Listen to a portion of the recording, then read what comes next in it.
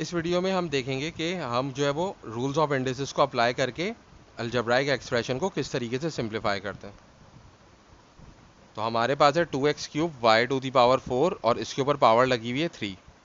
तो देखें, अगर हमारे पास कोई प्रोडक्ट होता है और उसके ऊपर कोई पावर होती है तो इसके लिए हम ये वाला रूल यूज़ करते हैं, जो कि होता है जैसे फॉर एग्जांपल a b की पावर अगर n है तो इसका मतलब ये कि a और b का प्रोडक्ट है और उसके ऊपर पावर n लगी हुई है। तो ये जो पावर n है ये a के ऊपर भी अप्लाई होगी, यानी कि a की पावर भी n हो जाएगी और b की पावर भी n हो जाएगी। अब देखें हमारे पास यहाँ पे क्या है 2x³ y⁴। तो 2x³ और y⁴ ये तीनों मल्टीप्लाई हो रहे हैं, तो यही सेम रूल अप्लाई होगा।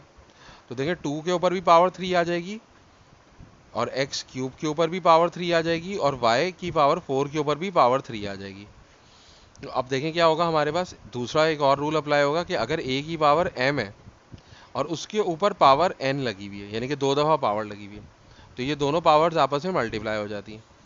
तो देखिए सबसे पहले 2 का क्यूब तो 8 हो जाएगा, यानी कि 2 मल्टीप्लाई बाय 2 मल्टीप्लाई बाय 2।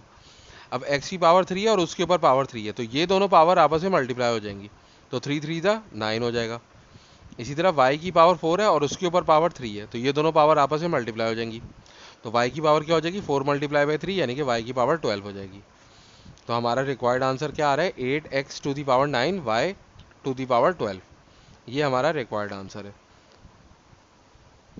तो हम एक और ऐसी एग्जाम्पल देख लेते हैं। हमारे पास है 3a⁴ b² और उसके ऊपर पावर 4 है।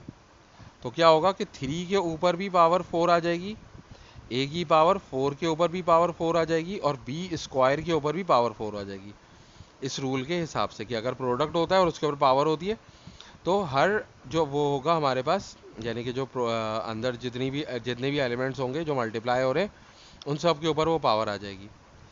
तो देखें 3 की पावर 4 क्या हो जाएगा, 3 को हम 4 दफ़ा मल्टीप्लाई कर देंगे, यानी कि 3 multiply by 3 multiply by 3 multiply by 3, 4 दफ़ा हमने मल्टीप्लाई कर दिया। तो 3 3 था 9, 9 3 था 27 और 27 3 था 81, तो 81 हो जाएगा ये।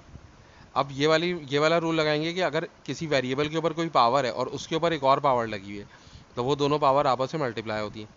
तो यहाँ पे a की पावर 4 है और उसके ऊपर पावर 4 है, तो a की पावर क्या हो जाएगी 4 मल्टीप्लाई बाय 4, यानी कि 16 हो जाएगी।